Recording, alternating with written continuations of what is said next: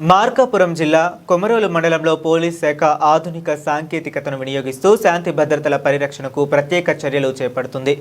కొమరోలు మండలంలో 3వ నేత్రమైన డ్రోన్ పోలీసులకు సంజీవనిలా పనిచేస్తూ అసాంఘిక కార్యకలాపాల నియంత్రణలో కీలక పాత్ర పోషిస్తుంది.